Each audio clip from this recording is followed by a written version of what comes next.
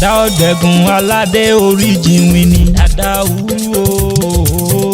Dàdá Ọ̀dẹ̀gùn aládé oríjìnwìn ni. Òkú ọdún o, òkú ọdún o, àwúrú ìyàlẹ̀ yági oko.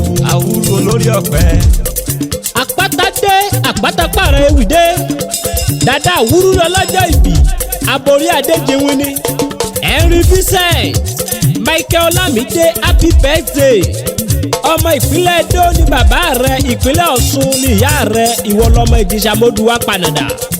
Ọmọ Vincent, ọmọ Temi, ọmọ Elizabeth okú ọdún o. Dàdá Ọ̀dẹ̀gùn olórí ọ̀pẹ. Ìrìnàjò ọdún kan ó ti kò ní kékeré nínú ayé. Àjíwúrú okú ọdún o, àṣeyí ṣàmọ́dún. Àwọn òbí rẹ̀ ni wọ́n ní kí n wá máa kéwì fún ọ. Ọlámídé Dàdá àwúrú. Àwúrú yalẹ̀ yagi oko.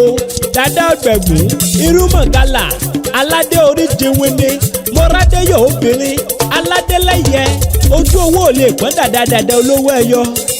Ìwọ tó o ṣe 1 wàá ṣe 10 lágbára lọ́wọ́ Ọlọ́run ọba.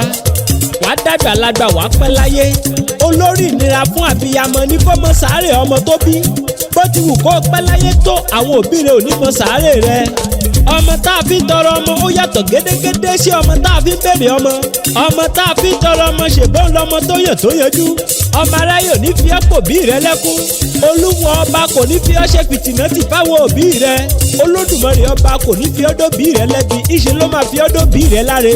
Níjọ́ táyé bá ń fọmọ dúpẹ́ ìyá rẹ̀ á fi ọ́ yangàn.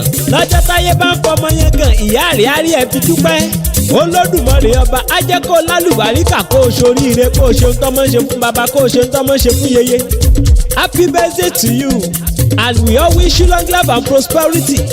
Àpáta pààrọ̀ ewì lèmi jẹ́ tẹ́ ẹ bá lẹ́ni tó fẹ́ kàn sí mi ẹni kí wọ́n pè mí sórí nọ́mbà sáìdì tọ̀dọ̀ tèmi 081 69 60 2775. Mo gbéra pa ó ti fi tá a forí mi sọlẹ̀ sí i lójúmọ́ ti má dé gbogbo ilẹ̀ kílẹ̀. Àwúrú olórí ọ̀pẹ.